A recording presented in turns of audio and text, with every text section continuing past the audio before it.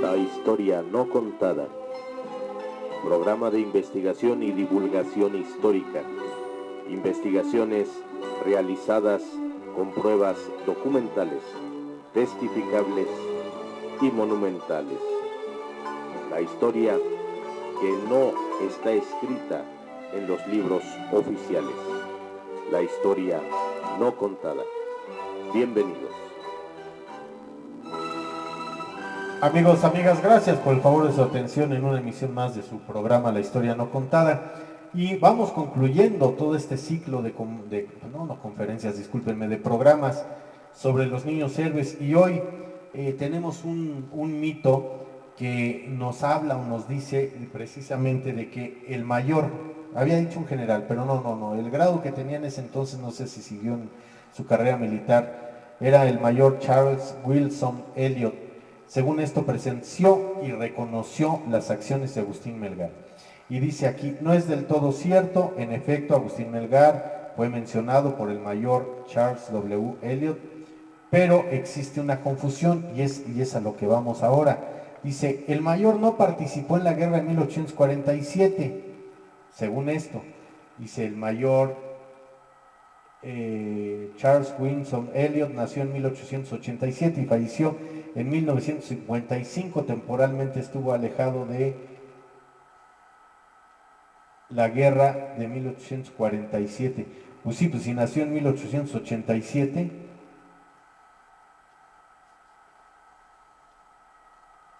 a 1847, pues sí, son casi 40 años, y muere en 1955. Bueno, entonces dice aquí que no participó en la guerra del 47 y por lo tanto no fue testigo del combate de Melgar. Sin embargo, en el libro que Elliot escribió sobre Winfield Scott, el general que sí estuvo aquí, ¿verdad? Y su cuartel general estaba aquí en Tacubaya, al abordar la guerra de México y Estados Unidos, el mayor le dedicó unas líneas al cadete y dice así: en la azotea más alta, bajo el fuste donde flotaba la bandera tricolor verde, roja y blanca, esto para la redacción, el último de los valientes estudiantes, el heroico Agustín Melgar, manejaba todavía su mosquete hasta que la marea azul, o sea, el uniforme de los gringos, llegó hasta aquel nido y lo engulló, desafiante hasta el final. Esto según en el libro de Wilfred Scott, The Soldier and the Man, o sea, el soldado y el hombre, publicado en 1937 en referencia a la página 546. Ahora, ¿cuáles fueron las fuentes de donde se basó el mayor Elliot para escribir sobre Agustín Melgar?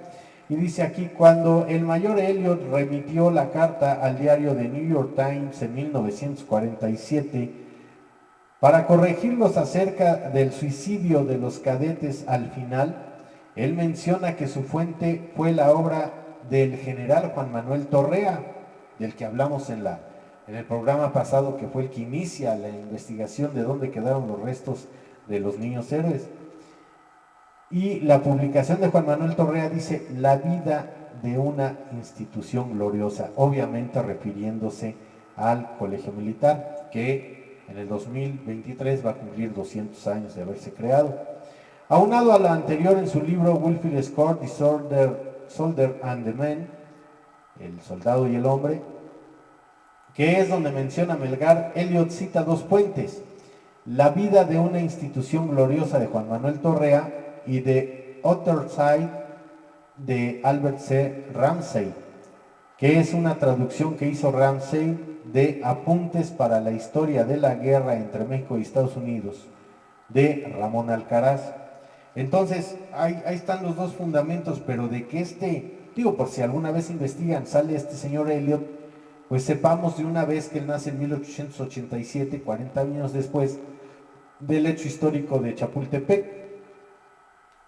Dice aquí, ni el padre del mayor Elliot había nacido para ese momento en que ocurrió la guerra México-Estados Unidos, que realmente es al revés, porque quien declara la guerra es Estados Unidos. Se debiera decir la guerra de Estados Unidos contra México, mejor. Al principio de su libro, Bill Wilfen Scott y Solder and the Men, el mayor Elliot le indica la obra a su padre, Charles Brooke Elliot, nacido en 1861 y fallecido en 1935. En fin, esos son lo que nos arroja. Ahora, ¿de dónde se derivan las fuentes? De Elliot, de Wilfred Scott, del libro publicado en 1937 del Soldier and the Men.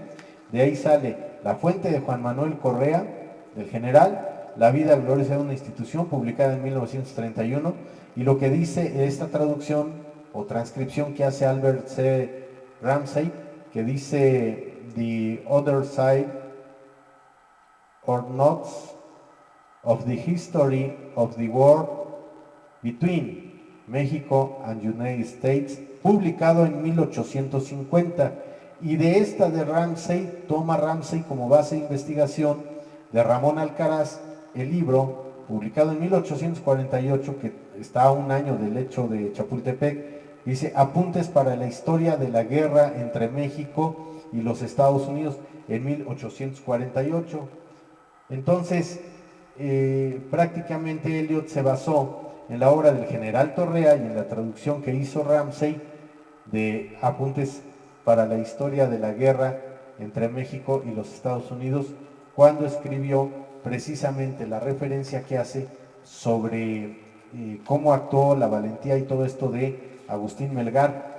Pues así es, amigos, amigas, como si se fijan, mejor dicho, estábamos dando nuevas luces, nuevos datos a raíz de investigaciones muy serias, ya del siglo XXI, sobre los niños héroes. Quién sabe si más para adelante haya más hechos, pero lo que sí quiero hacer una referencia al programa anterior, donde se habla de cómo encontraron los restos, lo de las zanjas. En los partes de guerra, en el programa de partes de guerra, donde Santana acusa precisamente al general Bravo y embarra también al general Monterde, y uno de los generales santanistas habla muy respetuosamente de los dos generales.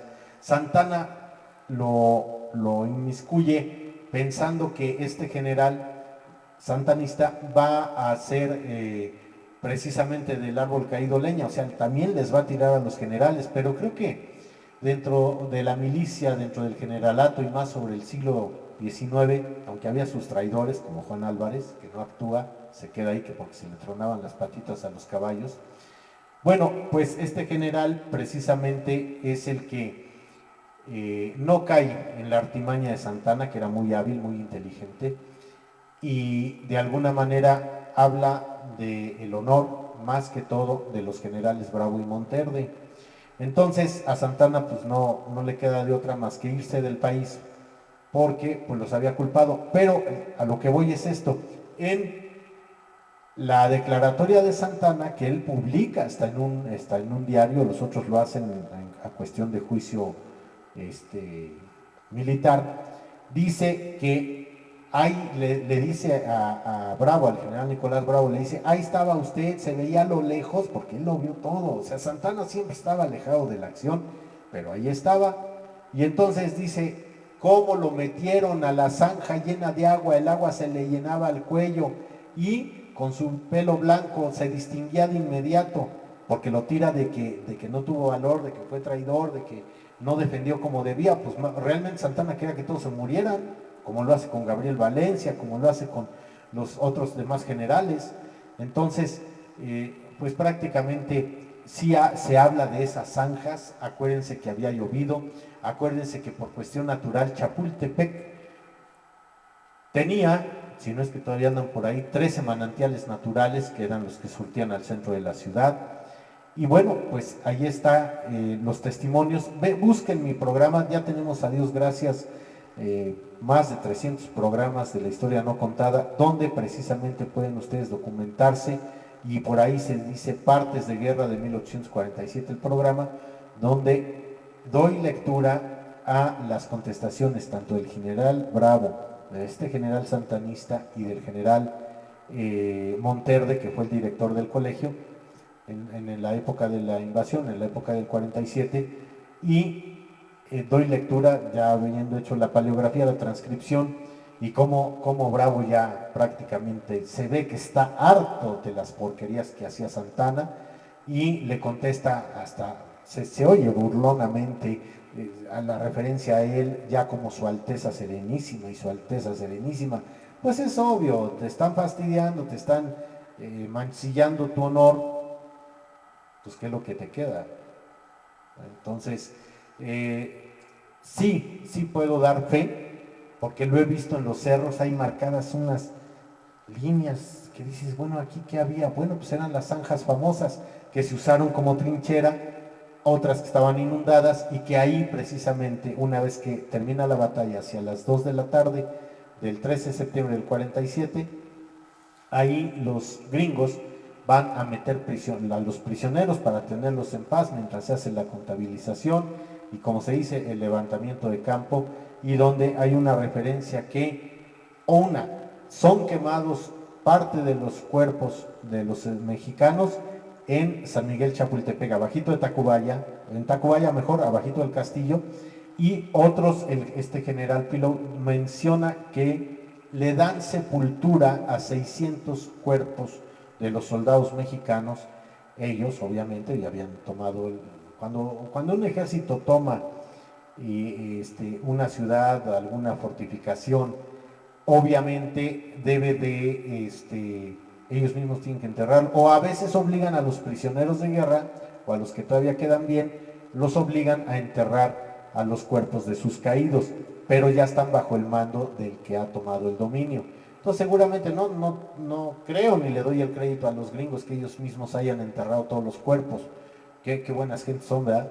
Y más bien obligaron a los que todavía podían caminar, moverse, a enterrar. ¿Y por qué? Porque si no los enterraban y no los quemaban, aunque ahora sale que no hay una referencia de que los quemaron, hay otras fuentes que dicen que sí fue en San Miguel Chapultepec, ahí por donde está la parroquia, donde murió Xicoténcatl, que sí quemaron, es que fue una matazón terrible, lo que fue Churubusco y Chapultepec, Molino del Rey, no digo que no, pero no se mencionan tantos muertos, pero lo que es Chapultepec y Churubusco, terrible. Que déjenme decirles una cosa, para los que les gustan los fantasmas, en Churubusco sí hay muchas manifestaciones de abrir la puerta de una habitación.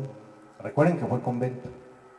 Muchos frailes ahí murieron porque eran de clausura, entonces te morías ahí mismo y ahí mismo te enterraban, porque tienen huerta. Algo interesante que tienen en esta huerta y las cuestiones de floricultura y todos estos, que en la tienda del museo de ahí de Churubusco te venden romero, te venden anís, te venden, o sea, las bolsitas para hacer té, pero son de la huerta de ahí de Churubusco. Entonces pues está muy interesante, hasta como algo histórico, ¿no? Mira, el té que te estás tomando de ruda es de ahí de Churubusco, de la huerta del ex convento de Churubusco. Bueno, ese es un comercial. Entonces, por varios compañeros de Lina que están ahí, sí me han dicho, me decían unas compañeras que efectivamente, ¿no? Que a veces ven pasar un halo de luz así, de lado a lado de la oficina, cuando no hay, pues no hay nada, o se mueven las cortinas y no hay viento, o repito, o abren la puerta y fría la habitación, cuando hay un solazo y un calorón en la otra habitación continua, o contigua, mejor dicho, o golpes, como que alguien corre. Pero es que imagínense la desesperación de los soldados, imagínense la desesperación de estar en combate y que precisamente no tengas los pertrechos de guerra como lo es el parque, que Santana manda un parque de un calibre diferente al que estaban usando. Ya les conté la historia que quien vendía el parque y Santana se lo compraba, y eso no viene mucho en los libros, era precisamente el hermano de Santana. Entonces, pues ahí están muchas referencias históricas a todo esto que la historia, no la historia, siempre culpamos a la historia, no, Los historiadores son los que omiten o lo hacen a modo y así lo publican porque así conviene a sus intereses o a los intereses de quienes les estén pagando. Entonces, yo sé que se molestan y me tiran muy duro, pero al final, si este programa ha subsistido y aunque tenemos suscripciones que luego veo que van ahorita 600, iban ayer 633, para la noche ya tenía 630, se van o me los quitan, o no sé cómo sea realmente, pero los que están, creo que vale la pena su esfuerzo de vernos, les agradezco, les doy la bienvenida también a los nuevos suscriptores y pues seguimos trabajando. No se pierdan el próximo programa voy a hablar de los datos curiosos de el generalísimo José María Morelos y Pavón, porque por ahí en una observación que hice a otro programa me pedían fuentes y se me pusieron muy al tiro de que menciono, hay un según disque historiador que menciona que Hidalgo y Morelos nunca se vieron y que nunca se conocieron, por Dios. Pues Hidalgo le dio la entrada al colegio de San Nicolás a Morelos. Es como que no se conocieron.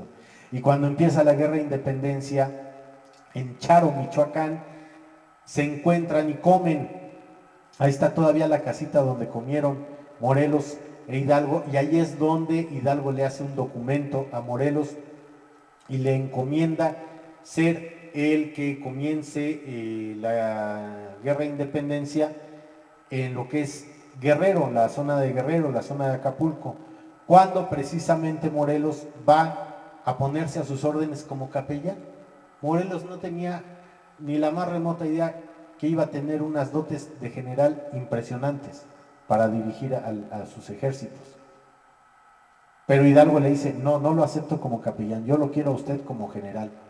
Igual a lo mejor algún sexto sentido que tenía Hidalgo que vio precisamente en Morelos o desde su formación, porque recuerden que el padre Hidalgo fue rector del Colegio de San Nicolás en Valladolid, hoy Morelia, y precisamente es donde llega a solicitar que se le admita, porque ya era una vocación tardía la de Morelos, ya Morelos estaba muy grande para ser sacerdote, llega de 30 y tantos cuando te ordenabas de entre 20 a 23 años, 24 por mucho, te ordenabas cura allá en lo que es el Colegio San Nicolás. Ya me aventaron la salida. Amigos, amigas, gracias por favor de su atención. Gracias a Cabina por avisarme. Ahí la llevamos. Gracias por favor de su atención. Saludos, Ricardo Trián se despide. Nos vemos hasta la próxima.